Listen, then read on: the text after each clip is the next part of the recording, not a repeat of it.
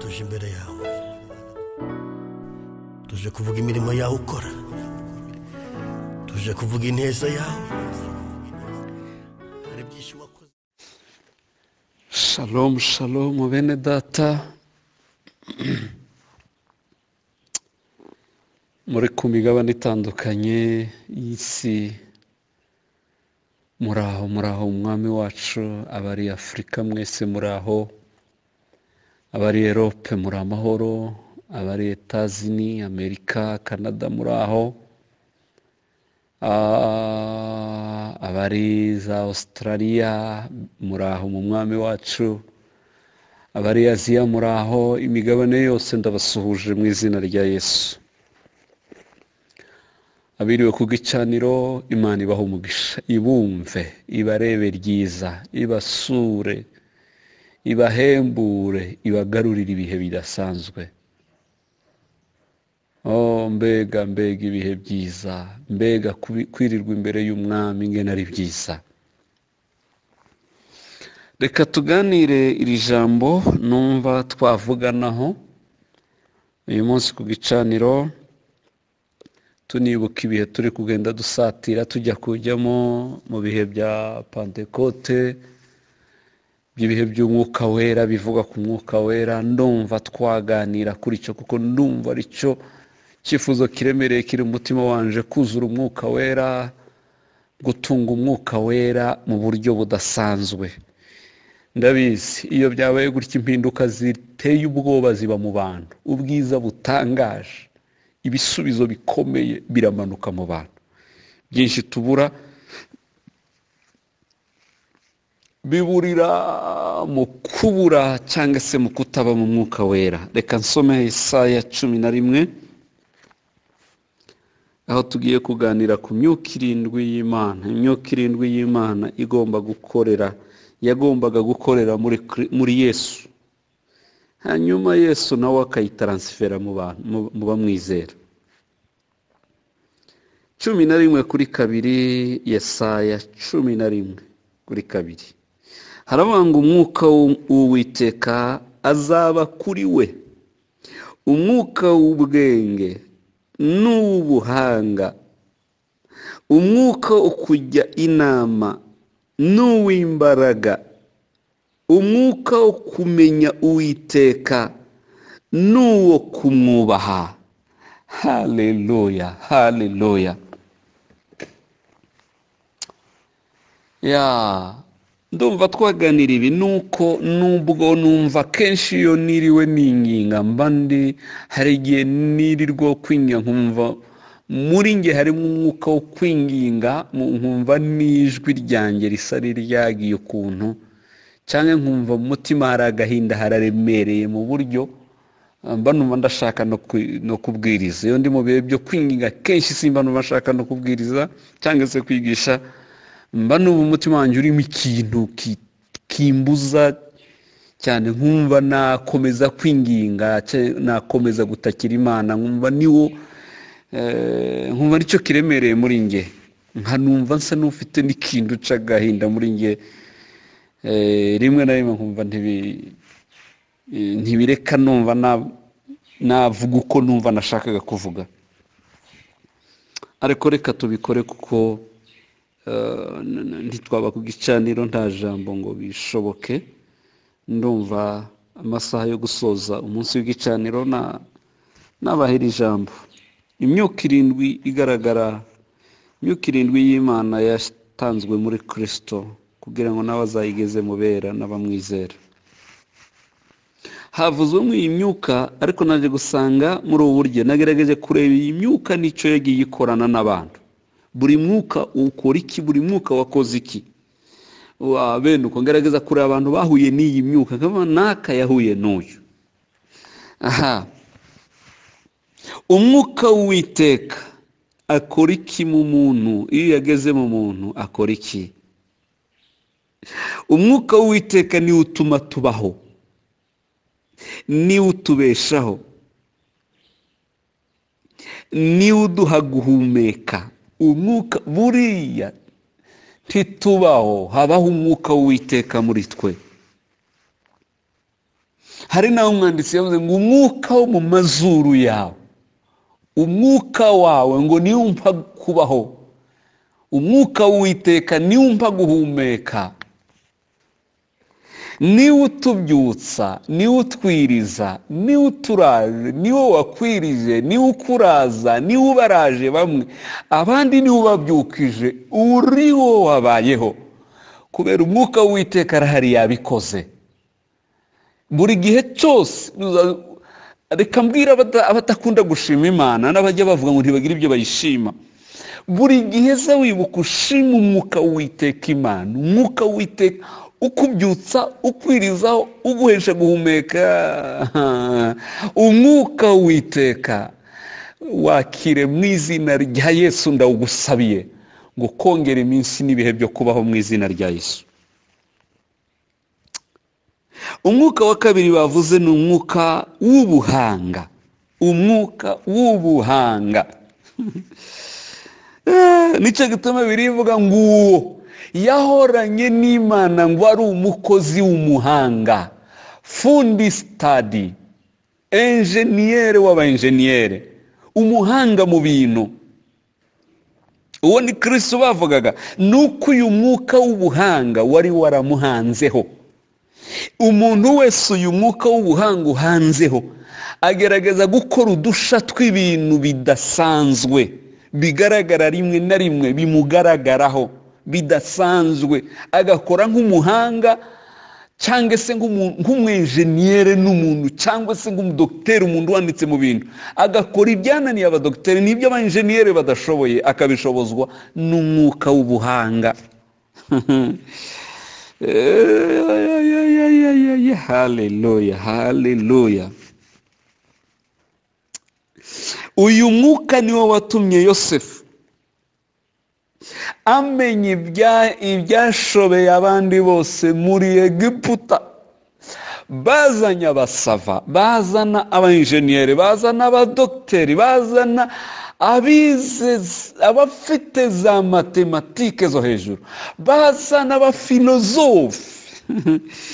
Ariko kugira ngo bakemure ikibazo cy'inzozi cyabaye cyangwa se cy'ibihe byerekanwe, kibatakuha amazi.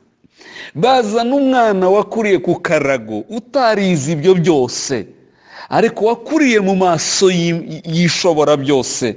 Umwuka w'ubuhanga wari waramuhanzeho. Ibyamubayeho ni iki? Arabizingura, arabisobanura, ngo arangize arabijera. Birabarenga ngo bibacange kubera ubuhanga bamubonyeho, bituma bamuha kuyobora ministere enye zine umunsi umwe. Urayobora iya finance, uhunikira igihugu, urayobora y'iby'indani mu gihugu, minisita wa interiere, urabikora. Kandi nta n'ibisohoka mu gihugu bitakunyuze we bijya mu mahanga, yaani wa wiki. Mana yanjye, wubanye n'amahanga. Biraba none umwami arongera ati, ukuye jyewe nyuma yanjye uzafasha gutegeka ibintu byose no kubishyira mu buryo, azaba ari wewe. Yanabaye premier ministre, izi zose arazifata. Kubera iki? Ubuhanga, umwuka w'ubuhanga wonyine gusa wari waramuhanzeho Yosefu. Akira umwuka w'ubuhanga mu izina rya Yesu, utangire guhanga ibyananiye abiwanyu, utangire kugaragaraho udusha, uhamagarwe n'abagushaka. Kurya bagiye kumukura muri gereza ngo azakemura ibibazo byananiranye, nanjye ndavuze ngo nawe utuzi tugushake. Ibyananiranye ahantu ari wowe bashakisha. Umukobwa mwiza bashaka ari we bashaka, umudamu ukomeye bakeneye muri iki gihe aba ari we babona. Kamfoniga. Umwuka wa gatatu,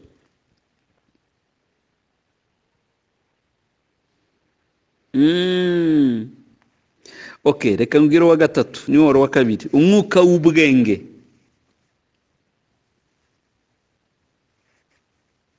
Umwuka w'ubwenge.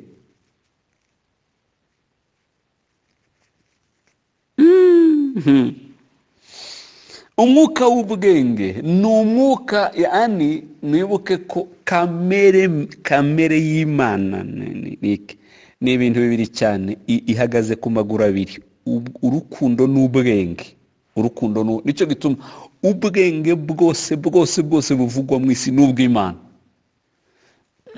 Mu masomo yose yo ku isi baja kwiga, nta somo na rimwe riri mu isi ryo na rimwe mu isi riba mu ubwenge, nta na rimwe ribaho ku isi. Amasomo yose yo ku isi baja kuyashaka mu bumenyi gusa, ariko ntayo baja gushaka mu ubwenge. Ubwenge buva ku Mana yonyine. Kumenya uwera nibwo bwenge. Kuva mu byaha niko kujijuka. Imigani 1:7 haravuga ku bwenge. Imigani 7 haravuga ngo bwenge, ngo ubwenge uzabwite mushiki wawe. Gutahura uzakwita inshuti. Ubwenge, uyu mwuka w'ubwenge wabaga kuri Daniyeli, bituma umuhungu agaragarwaho ubwenge butigeze kugaragara ahandi hantu. Mu mashuri yose y'Abakaruda yari umunyamahanga, abakubita hasi bose. Ngo hagere ibintu byacanze umwami, Daniyeli arahari. Ngo hagere ibintu byacanze Berushaza, Daniyeli arahari. Ku bintu byose bihanitse binanira aba itwa ko ari abanyabwenge n'intiti n'ibiki, Daniyeli yabakubitaga hasi. Kubera iki? Bibiliya iravuga ngo umwuka mwiza uva ku ntebe y'Imana wamubagaho. Umwuka wa kane,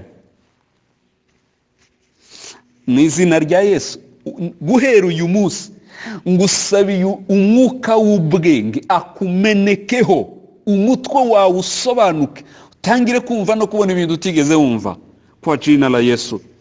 Umwuka wa kane, umwuka w'ubujyanama.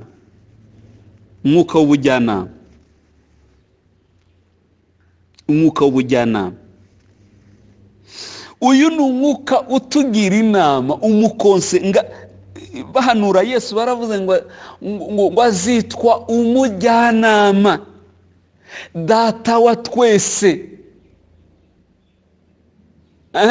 umwami w'amahoro. Uriya bari Kristo bavuga, ariko muri iriya njyana y'uriya mwuka. Ubujyanama,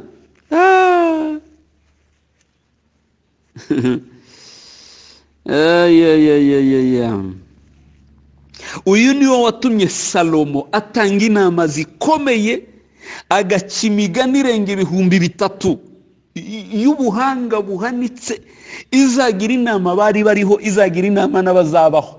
Nta umuntu wese wasoma igitabo c'imigani ya Salomo, iyo yonyine birahagije ngo inama zose washakaga mu isi z'abakugira inama zose wazisangamo.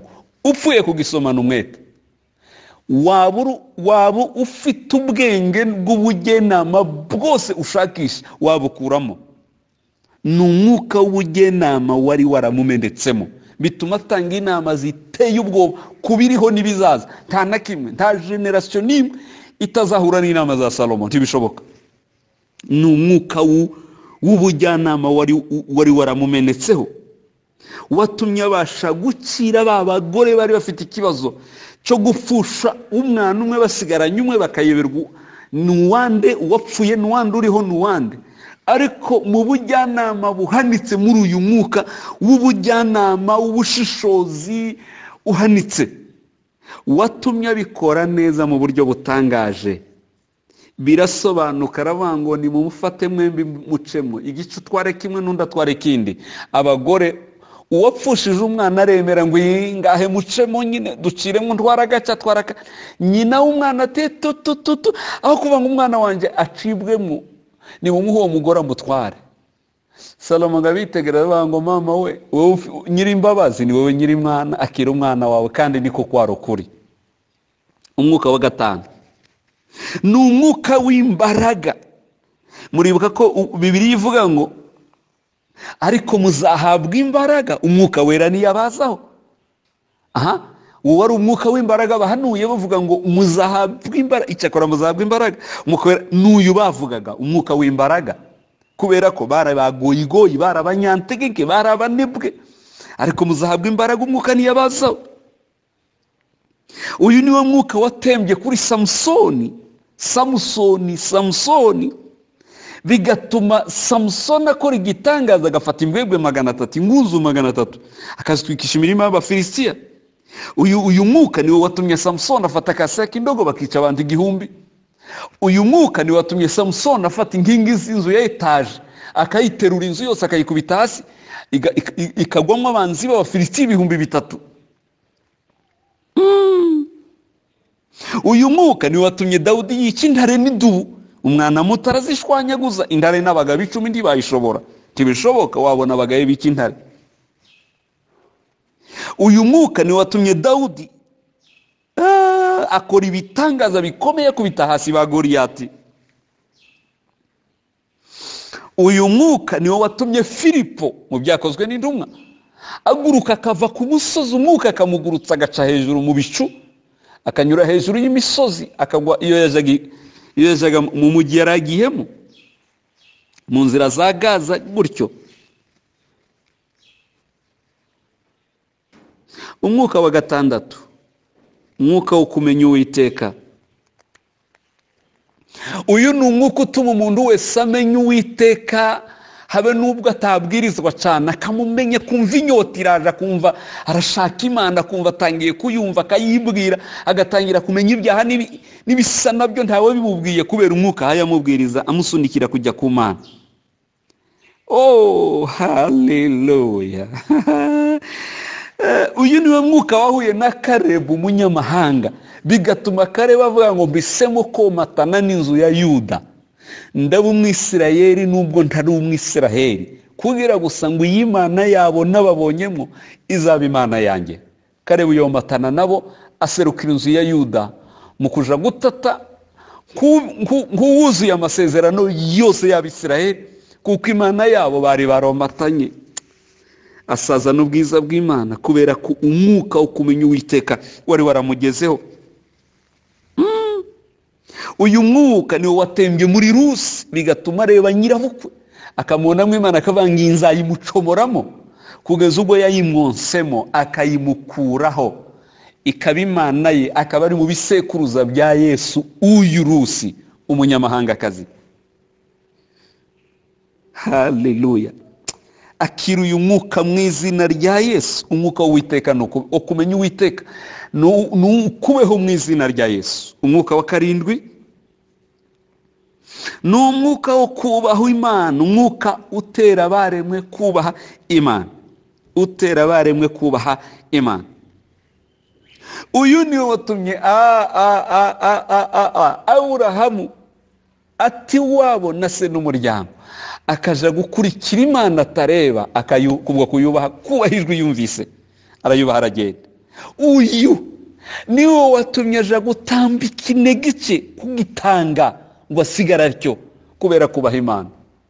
Nubona umuntu ntatangira Imana, uyu mwuka ntawagira, kubera ko aracikunda, aracitekerezaho kurusha uko yatekereza ku Mana. Ariko umuntu wese wuzuye umwuka wo kubaha Imana yumva yakwisiga akayiha ibyo afite. Abatagira uyu mwuka baha Imana ibyasigaye, ariko abuzuye uyu mwuka baha Imana iby'ingenzi. Ubyumve neza, abatagira uyu mwuka baha Imana ibyasigaye, ariko abafite uyu mwuka baha Imana iby'ingenzi.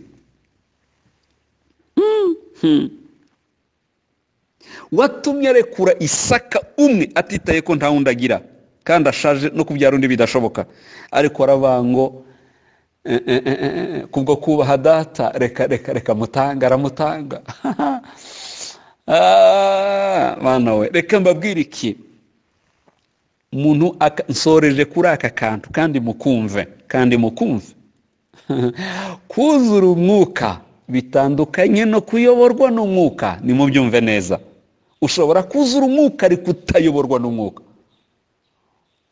Iyo umuntu abwiriza, iyo umuntu asenga, iyo umuntu abwiriza, iyo umuntu aririmba, iyo umuntu aba yuzuye umwuka, ariko se ni benshi bishobokera gukora bijya babwiriza n'abijya basoma. Iyo usoma Bibiliya aba ari umwuka, uba wuzuye umwuka ugutera kuyisoma.